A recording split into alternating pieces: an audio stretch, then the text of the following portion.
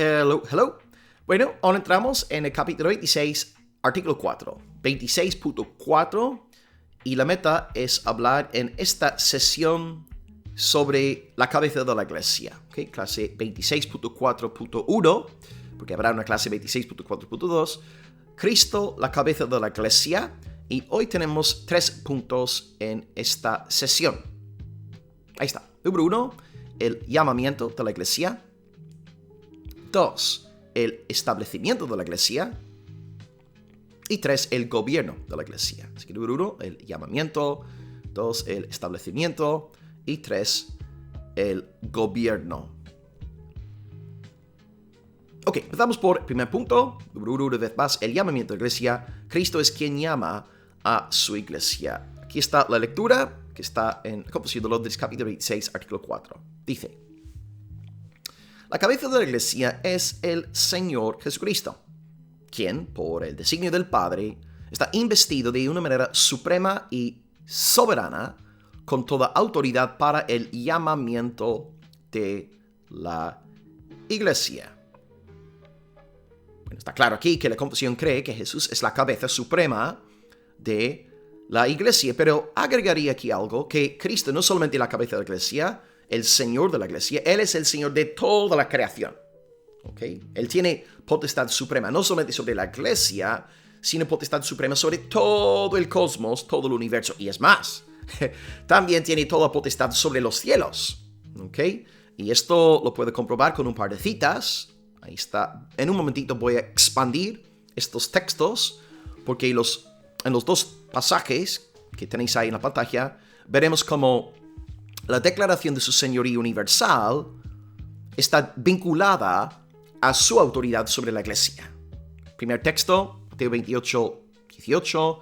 Toda potestad, dice el resucitado, toda potestad me es dada en el cielo y en la tierra. Observad, no dice toda potestad me es dada en la iglesia. Ahora, ¿es toda potestad dada a Cristo en la iglesia? ¡Amén! Por supuesto que sí. Nadie lo va a negar. Pero hay que reconocer lo que acabo de decir, que Cristo también es Señor de todo el universo. Sí que sí, es cabeza de iglesia, pero también es Señor de la creación. Y número 2, Efesios 1:22, Dios sometió toda la cosa bajo sus pies. Y cuando dice aquí bajo sus pies, está aludiendo a los pies del Señor Jesús. Es que Dios, el Padre, somete todas las cosas bajo los pies de Jesús. Y fíjate, no dice Dios sometió todas las cosas de la iglesia bajo sus pies. Sí, lo hizo también, pero lo que quiero aquí acentuar es la realidad de que Cristo es Señor sobre todo. Que Cristo ahora reina desde su resurrección, ascensión adelante, es Señor sobre todo el cosmos. Todo está obrando conforme a su santa voluntad. Ok, pues en ambos textos aquí tenemos dos verdades. La luz se me ha apagado ahí. Ahora, ha regresado. Quito esto. Ok, en ambos textos que hemos visto, y voy a expandirlos en un momentito, en ambos textos vemos dos verdades. La primera verdad: Jesucristo cuenta con autoridad suprema sobre todo lo que hay. Lo visible y lo invisible. Cristo es Señor, Cristo es cabeza, Cristo es el jefe, por así decirlo, ¿no? Así que es la primera verdad. La segunda verdad: en ambos textos la autoridad les conferida, les otorgada. Y ahora la pregunta sería: ¿quién le otorga al Hijo de Dios dicha autoridad universal? La respuesta es Dios el Padre. Dios el Padre le otorga al Hijo esa autoridad sobre todas las cosas, ahora como Dios hombre, ¿cierto? Ok, Cristo entonces es supremo sobre toda la creación, supremo sobre el universo, sobre lo visible, sobre lo invisible. Y dentro de este marco de su supremacía total, pues Él ahora desempeña la función de cabeza de la iglesia, ¿verdad? Es que de una forma muy especial hay un reino salvífico de Cristo. Claro, todo lo que hay es de Cristo, pero hay un reino salvífico de Cristo y vemos la manifestación de este reino en la iglesia. Es un poco como el tema del Día del Señor. La gente siempre te dice: ay, no, domingo no es Día del Señor porque todos los días son del Señor. Pues por supuesto, todos los días son del Señor. Desde luego que sí, pero lo que estamos diciendo es que Dios ha apartado un día de forma muy concreta para la adoración en su santo nombre. En este sentido, domingo es un día especial. todos los días son del Señor, ¿verdad? No sé qué día estarás viendo esta grabación, pero todos los días. Lunes es del Señor, martes del Señor, etc. Pero domingos, de una forma muy especial, un día para la adoración a nuestro Dios. Y de la misma manera, todo es de Cristo. Todo está bajo su autoridad, pero de una forma muy especial. En este sentido salvífico, la iglesia es la manifestación de este señorío salvífico del Señor Jesús. Y quiero que veáis este vínculo, porque los dos textos que leí antes hablan de su autoridad total, pero ahora observad en los contextos como ambos textos entrelazan la autoridad total de Cristo con su autoridad sobre la iglesia. Vamos a poner primeramente el texto de Mateo, que antes citamos. Ahí está el texto en un marco más amplio. Es que esta es la cita que tenemos. Arriba del todo ya leí, toda potestad me es dada en el cielo y la tierra. Esta parte la leímos, ¿ok? Tengo toda potestad, la potestad me es dada, es decir, es conferida. Quien me confiere, quien me otorga dicha autoridad, mi Padre. Dios el Padre me ha dado esta potestad. Y ahora, fijaos en lo que sigue. Por tanto, ya que soy Señor de todo, id y haced discípulos a todas las naciones, bautizándolos en el nombre del Padre, y del Hijo, y del Espíritu Santo, enseñándoles que guarden todas las cosas que os he mandado. He aquí, yo estoy con vosotros todos los días hasta el fin del mundo. Amén. Vale, Cristo es Señor de todo, según el texto. Toda potestad les dada. Pero, de una forma muy especial, Cristo está interesado en su iglesia. Por tanto, la diestra de Jesús la vemos en todo lugar, pero el corazón de Jesús lo vemos en la iglesia. Todo lo que hay está bajo la autoridad de Cristo. Su brazo está en todo sitio, pero su corazón está en la iglesia. La iglesia es muy especial. Es la manifestación del reino salvífico del Señor Jesús. Y más de lo mismo en el segundo texto que os puse antes, Efesios 1:22, lo leí, donde dice Dios sometió toda la cosa bajo los pies de Jesús. Y ahora fijaos, ahí está la declaración de la supremacía total del Señor Jesús. Y ahora vemos el link, el enlace con la iglesia. Dios sometió todas las cosas bajo sus pies y lo dio por cabeza sobre todas las cosas a la iglesia, la cual es su cuerpo. Una vez más, están ahí las dos dimensiones, ¿verdad? El señorío universal de Jesucristo y luego su señorío eclesial. Todo está subordinado a Jesús. Todo lo que hay en el universo está sucediendo en conformidad con la voluntad del Hijo de Dios, pero de una manera muy especial, muy íntima, de una manera muy, muy bonita, ¿verdad? Ahí está la iglesia, la amada esposa, que está voluntariamente sometida a su amo, su marido, el Señor Jesús. Así que el poder de Jesús se ve en todo el universo, pero su corazón se halla, su corazón se encuentra en la iglesia. Jesús entonces, en virtud de su gran poder global, universal, celestial, en virtud de este poder que tiene, ahora llama a su iglesia. Y como vimos en el texto de Mateo 28, Él llama a su iglesia mediante la labor evangelística de su iglesia. Los discípulos, amén. Y por eso, tú y yo, si somos una iglesia realmente sometida a la autoridad de Jesús, seremos una iglesia evangelizadora. Esto es que es innegable. Una iglesia no evangelizadora es una contradicción, ¿verdad? Porque se trata de obedecer los mandamientos del Señor Jesús. Ok, Jesús entonces en su gran autoridad, número 1, llama a su iglesia. Y además de llamar a su iglesia, el texto nos dice que además de llamar a la iglesia, dice que también la establece. Es que hay un llamamiento, Cristo está llamando a través de los discípulos, y luego, mediante esta labor evangelizadora de la iglesia, Él establece su iglesia. Ok, pues Cristo llama.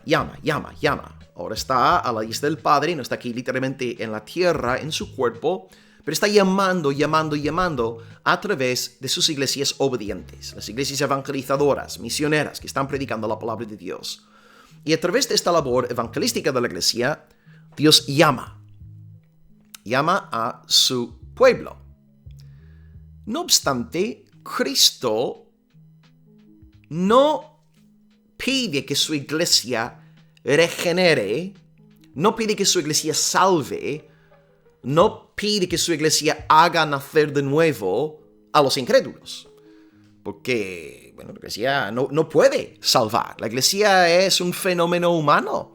El único salvador es el Dios trinitario. Pero la iglesia tiene el deber de anunciar, evangelizar, predicar, dar a conocer la buena noticia de Cristo. Y bueno, nosotros, ¿no? Si llevamos poco tiempo en el Señor, mucho tiempo en el Señor, y hemos salido a evangelizar, hemos salido a compartir la palabra, sabemos muy bien, sabemos de sobra que la grandísima mayoría de las personas no nos hacen ni caso. Bueno, pueden escucharnos, prestar atención, derramar lagrimitas, pero no. Es muy poco común que una persona, al menos aquí en Europa, no nazca de nuevo mediante la predicación del Evangelio. Sucede, amén. Gloria a Dios, acontece. Este milagro, por supuesto que sí, gloria a Dios. Pero la gran mayoría de gente rechaza el mensaje, las cosas como son. No vivimos en las nubes, hermanos. Esto es el testimonio de toda la iglesia de aquí en España también, ¿verdad? No tienden a haber mucho fruto en este sentido. La gran mayoría rechaza la buena noticia. Sin embargo, hay una manada pequeñita que sí hace caso a la predicación del Evangelio. ¿Y cuál es entonces el factor? ¿Cuál es el factor que convierte a una persona evangelizada en una persona convertida, regenerada? Pues el factor es el Espíritu Santo. La obra del Espíritu de Jesucristo. Cristo comisiona a su iglesia para que anuncie el Evangelio a las naciones. En este sentido, la iglesia ha de llamar a todos. Somos llamados a predicar a toda criatura. No obstante, la iglesia no conoce la identidad de los escogidos. Tú y yo salimos a evangelizar sin saber quiénes son los elegidos, quiénes son los réprobos. Y bueno, si predicamos la palabra de Dios y la gente empieza a creer en Cristo, arrepintiéndose del pecado, pasando por las aguas del bautismo, uniéndose a la iglesia, decimos, aleluya, gloria a Dios. El Señor ha salvado, no un escogido. Pero tú y yo cuando salimos a evangelizar no sabemos quiénes son los elegidos, quiénes son los elegidos. Y tampoco nos corresponde saber estas cosas que pertenecen, ¿no?, a la voluntad secreta, inescrutable del Señor. Es que hay una doble obra de Cristo entonces a la hora de ejercer dominio sobre su iglesia. En primer lugar, en cuanto al llamamiento, Él ejerce su dominio exigiendo que su iglesia predique. La iglesia tiene que predicar, los discípulos tienen que anunciar el Evangelio. Los cristianos tenemos que divulgar el Santo Evangelio. Ahí está Cristo ejerciendo su dominio. Iglesia, hazme caso, predica mi palabra, anuncia el Evangelio, enseña mi palabra. Es que ahí está el dominio de Jesús. Y en segundo lugar, en esta labor evangelística de la iglesia, Cristo también ejerce su dominio obrando en los corazones de su pueblo escogido. Él obra internamente, porque por supuesto hay un llamamiento externo, esto ya lo estudiamos en capítulo 10 de la Confesión, hay un llamamiento externo, que es para todos, es el anuncio del Evangelio, pero ya hay un llamamiento eficaz que acompaña el llamamiento externo, y este llamamiento eficaz interno secreto es cuando Dios convierte el alma mediante la predicación de la palabra. Se cumple así lo que está escrito en el Salmo 110, versículo 3, y tengo el pasaje por aquí si no me acuerdo mal. Tu pueblo se te ofrecerá voluntariamente en el día de tu poder. Es un texto cristológico. Así que Cristo ejerce su dominio en el envío de su iglesia, anunciar el Evangelio. Y número 2, en esta obra evangelística de su iglesia, Cristo conquista el corazón de su pueblo, de sus escogidos. Y ahí se cumple lo que está escrito: tu pueblo se te ofrecerá voluntariamente en el día de tu poder. Es que en el día del poder de Cristo, el pueblo predestinado abraza libremente el mensaje del Evangelio. Y de esta manera Cristo establece la iglesia. Es que Cristo está llamando a la iglesia, y luego, al efectuar el llamamiento interno, establece la iglesia. Porque esas personas evangelizadas no son iglesia, pero cuando nacen de nuevo por el poder de Dios, se convierten en miembros del cuerpo del Señor Jesucristo. Así que Cristo llama a la iglesia y luego Cristo establece la iglesia. Llama a la iglesia a través de la labor evangelística, sus discípulos, y luego establece a la iglesia salvando a aquellos que han sido evangelizados, convirtiendo sus corazones por el poder del Espíritu Santo.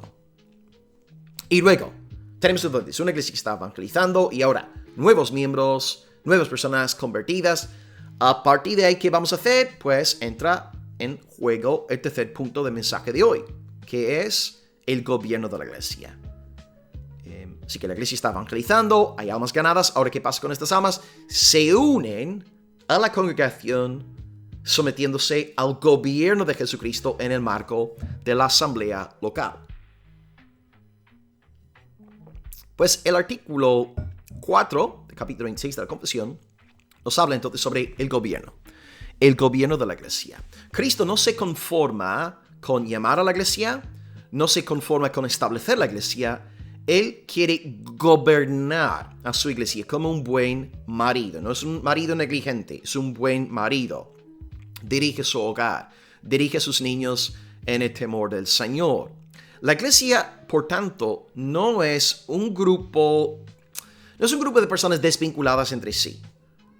En la asamblea cristiana hay autoridades, hay normas. Ahora, en nuestra generación tan individualista, se ha puesto de moda la expresión, el lema, el eslogan que dice, yo soy iglesia.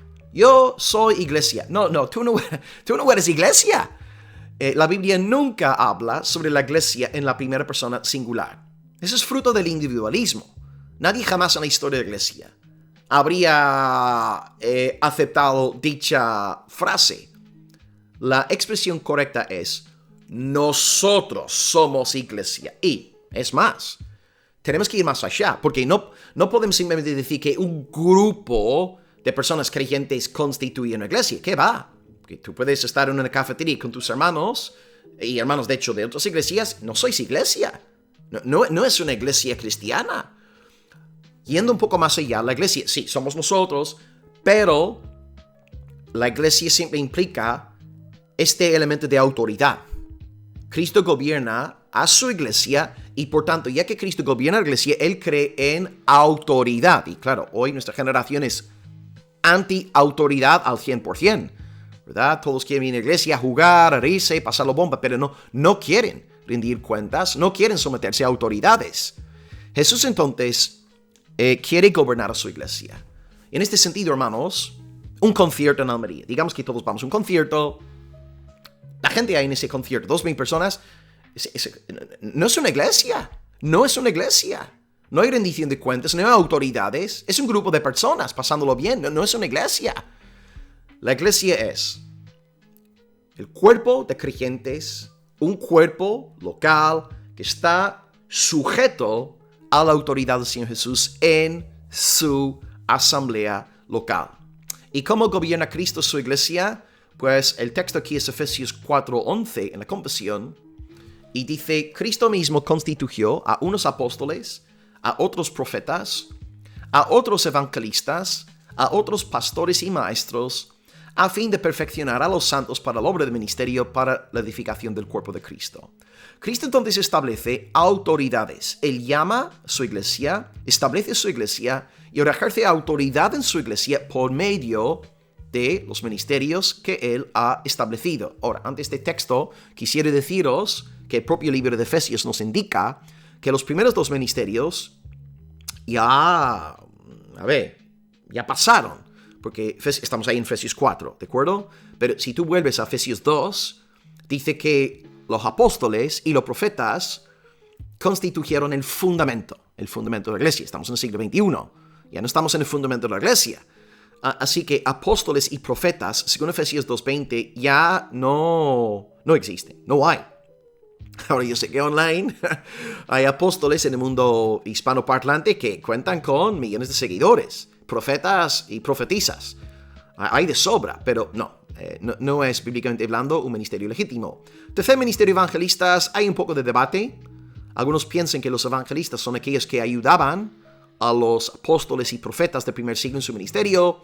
Otros dicen que los evangelistas son aquellas personas que tienen ese don marcado a la hora de divulgar el Evangelio. Ahora, toda la iglesia es llamada a predicar el Evangelio, pero reconocemos que hay llamamientos muy especiales en ese sentido también, que no podemos negar lo innegable. Ok, así que evangelista, hay un poco de controversia.